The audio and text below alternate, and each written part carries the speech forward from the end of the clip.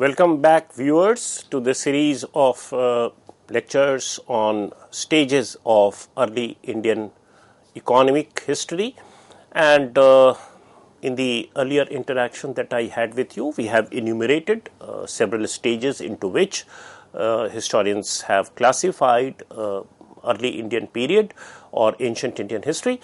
And in the earlier interaction, I have also spoken about the first two categories, first two stages rather, that is the prehistoric subsistence stage and the first urban experiment that seems to have happened during the Harappan period. We call it experiment because there is a debate about its continuity with the pastoral phase that seems to have succeeded it. And that is associated with what we get as literary evidence through Rigved. So it is also referred to as early Vedic culture or Rigvedic culture.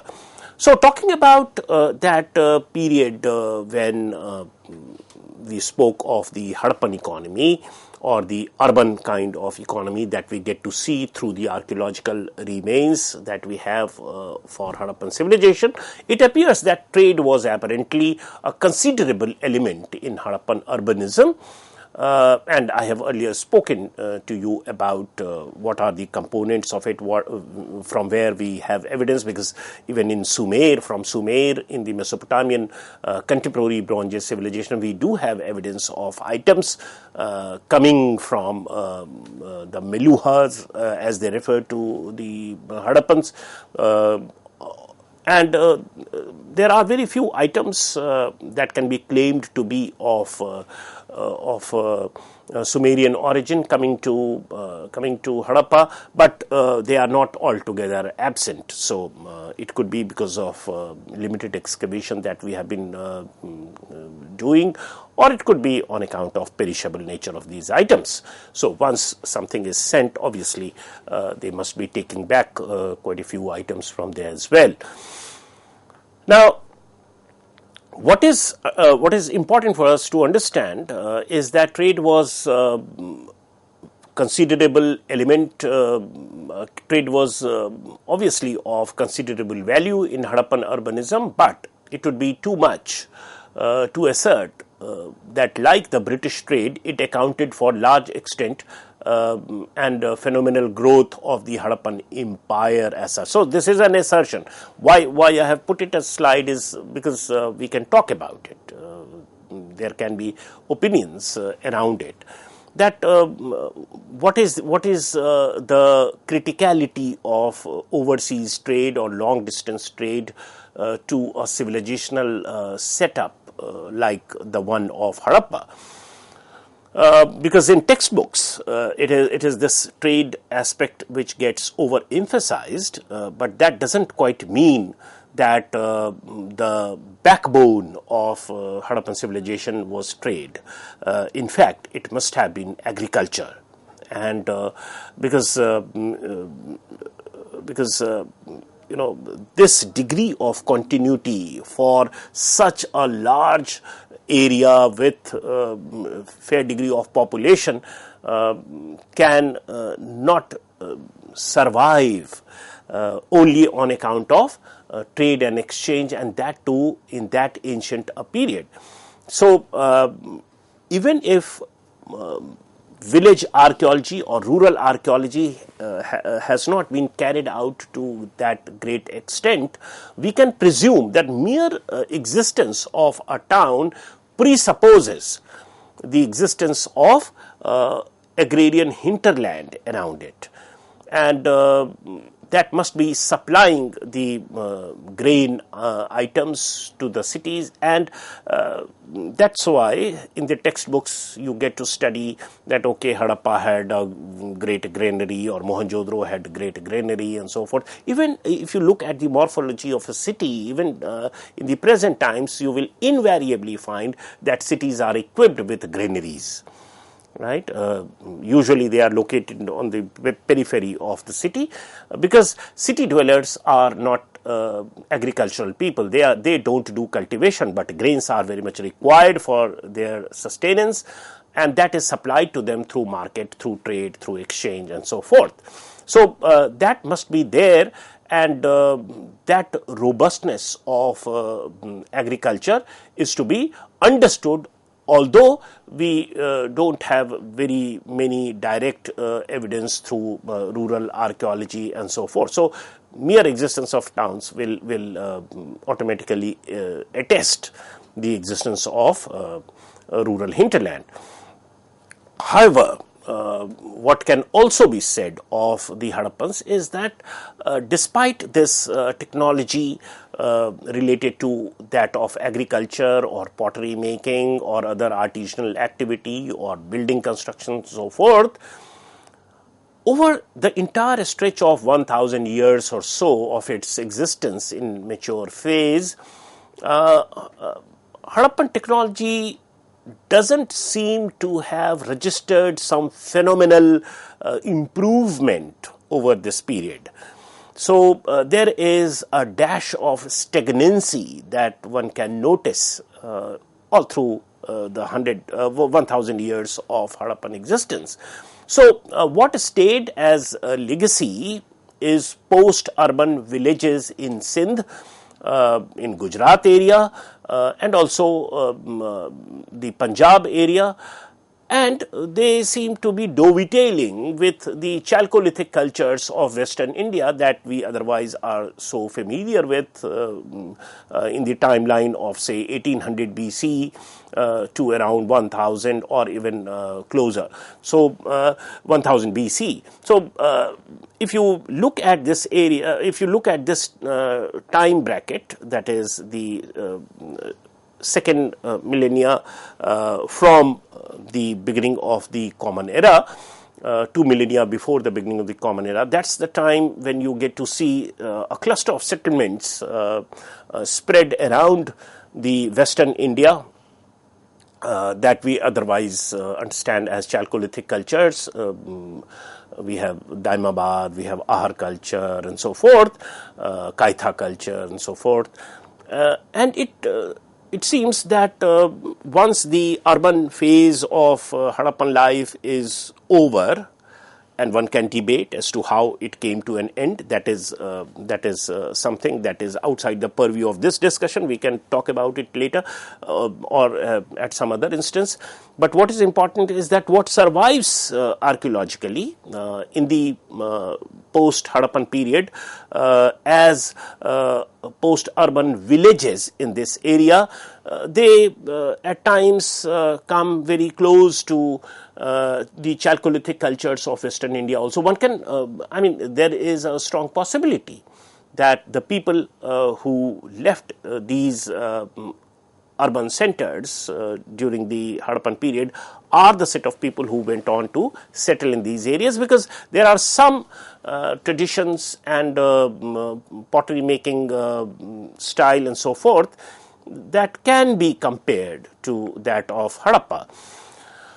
Nevertheless, if you look at the economic profile of the northern India, particularly the Saptasindhu area or upper Gangetic plain, in the period 1500 to 1000 BC, it seems to give a different kind of picture, and that is not entirely cogent with continuity of the urbanized, cosmopolitanized kind of setup that we get to see during the earlier phase, during the Harappan period. And that is why even economically historians tend to designate this period as a distinct period. But as I said, that there has been an increased clamor amongst some historians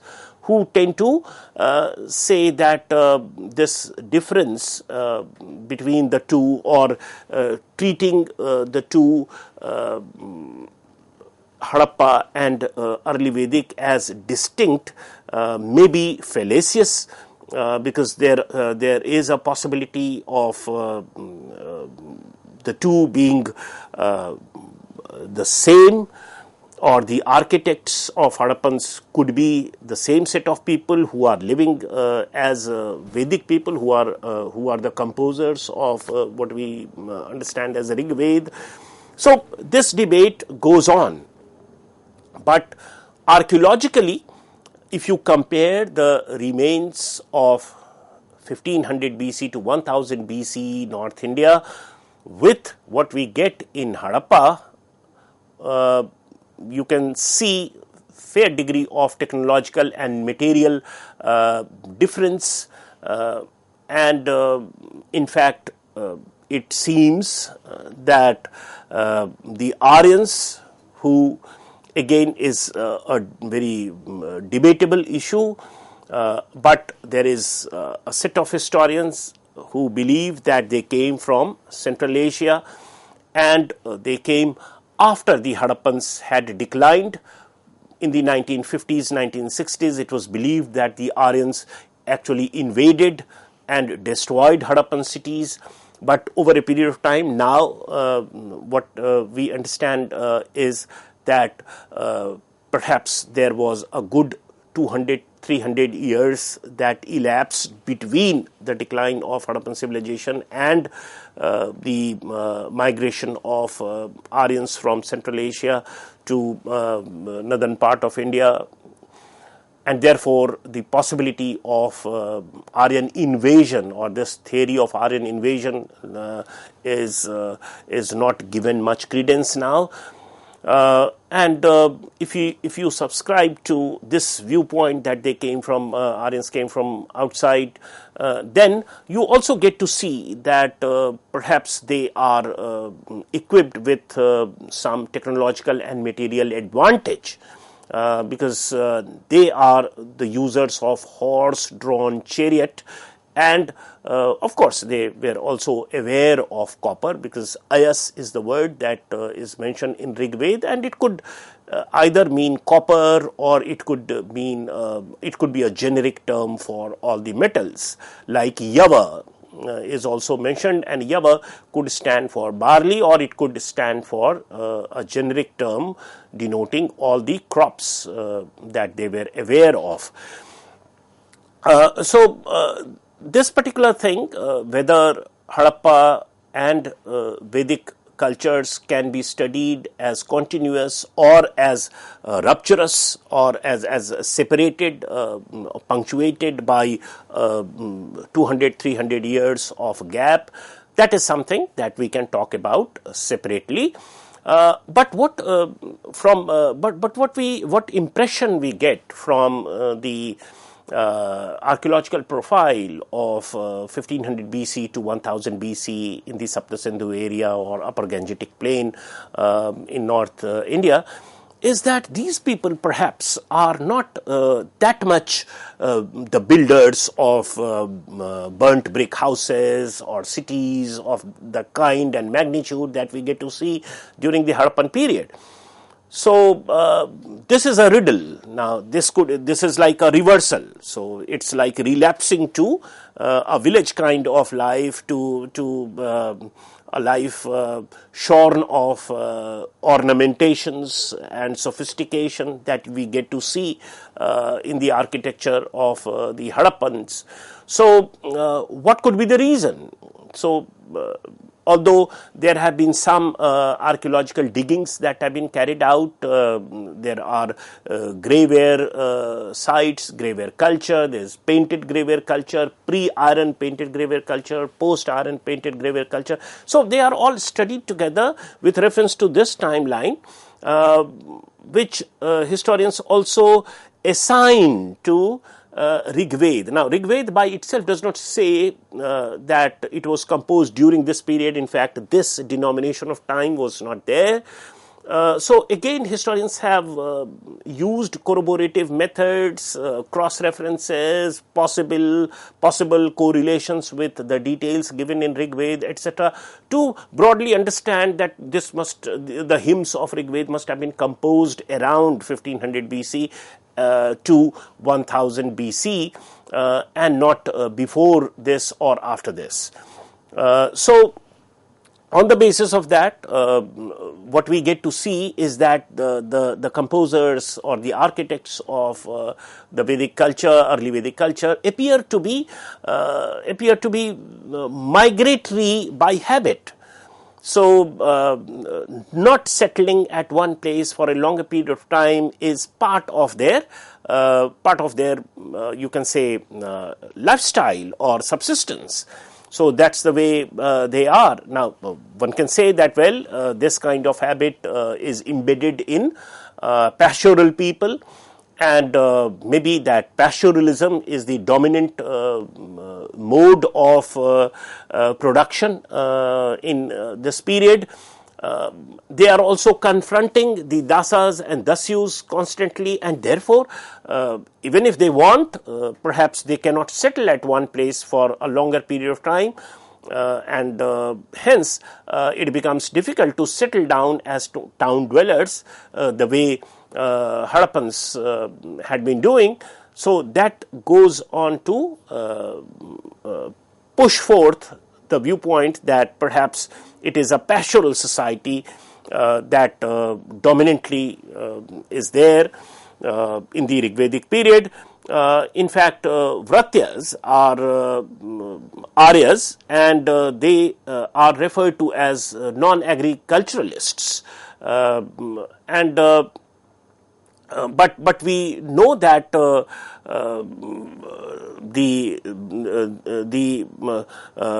non-Aryans were practicing agriculture. So, to designate Vratyas, which is a segment of Aryas, as non-agriculturalists, again goes on to prove that by reverse logic that perhaps Aryans were also doing agriculture, but their mode and method of doing agriculture is little different from that of the local people or non-Aryan population, and perhaps it's not as developed as that of the non-Aryans, because Aryans are using fire for clearing forests, and there are quite a few words in Rig Veda which owes its origin to the word gau, which is cattle, cow. So it could be Gavishti, it could be several other, say Dohitra, which stands for daughter, and so forth. So there is a centrality of cattle wealth. Harappan urbanism followed by a pastoral phase is some kind of a riddle. But even if you see, and this is interesting, even if you see the world over, what we find is that at a global scale, agriculture is registered to have begun by around 10,000 BCE, and cow as a domesticated animal makes entry only by 6,000 BCE, and then subsequently we also have the camels being domesticated, horses being domesticated thereafter, and once horse, camel, cow, they all get domesticated despite the existence of agriculture. There is some kind of a alternative that appears to be making its presence felt around this time, and that is pastoral way of life. So, pastoralism or pastoral economy should not be understood merely as a linear thing where from a market economy, from an urban economy, it is a relapse, but it simultaneously existed as alternate lifestyle once agriculture or not so well developed agriculture combines with domestication of cow, camel, horse, and so forth, and this is perhaps what gets revealed in the lifestyle of the Rigvedic people. And if you study the literature further, it appears that private ownership of land, although sporadically you do find some bit of evidence around it, but largely private ownership of land does not seem to be very evident in the early Vedic period, or in this largely pastoral way of life that we get to see happening from 1500 BC to 1000 BC. In terms of arts and crafts, what we get to see through references in Rig Veda and very few archaeological remnants, provided they are associated with the same text. So cross-referencing is done by historians, although archaeologists somewhat fume at this practice that, well, these archaeological items by themselves don't proclaim to the world what historians actually imbue in terms of meaning to all these things. So we have references of leather workers, weavers, wheelwrights, and those who are working on metals, smiths. So they certainly are referred to, and there is some degree of refinement and specialization happening in the domain of craft activities. Wool is known, but cotton is unknown to, largely unknown to Rigvedic people. So in Rigved, cotton is not that much mentioned, whereas wool is very much known to them. So it could be coming from animal resource in the pastoral way of life that they were living. And cotton, why I am referring to cotton is because cotton is very important for the Harappans. It's ubiquitously present in as archaeological remnant from Harappan sites. Cotton was definitely produced during the Harappan times, but in the Rigvedic period, in the pastoral phase, it seems to have fallen out of use. It could be because they are a different set of people. It could be because they might be the same set of people, but having taken to a different kind of lifestyle and pastoral way of life and so forth. There are some you can say craft activities or artisanal activities that by its name, the way they are referred to by a particular name nomenclature, that tells us that it is not central to the Aryans who otherwise use Sanskrit words, but for certain items for which there is no Sanskrit word, obviously they have to start using as a loan from the people who are non-Aryans. So they are also referred to as loan words. So the word for potter is kulal, and kulal again is not an Aryan word. It's from a vocabulary that is outside the Aryan vocabulary, and that tells you about the kind of interaction and over a period of time how they also are learning new things and new technologies as a consequence of interaction with the local people. Interlocking of Harappan pottery with painted grey non-iron segment and also grey layers in Kashmir and elsewhere, also in Haryana, Dandeli and so forth. So there are several sites where of late we do find Harappan pottery coexisting in the same layer with painted greyware, particularly non-iron component of archaeology or archaeological culture. Generally, we tend to identify painted greyware culture with that of the Aryans, and Harappan pottery is representing a different civilizational complex. But as more and more sites reveal this interlocking, well, this narrative can undergo a fair bit of revision. Then cattle, horses, women slaves, cultivated land also become the items of distribution and redistribution in the form of bali or reciprocal gifts during the early Vedic period, and that again tells you the centrality of pastoral wealth in the overall scheme of things, so far as the early Vedic society is concerned, early Vedic economy is concerned. So, what we have discussed is the Harappan economic scenario and the economic scenario as revealed primarily through archaeology and archaeological cultures and sites, and also little bit through Rigved, which probably was composed during the same period.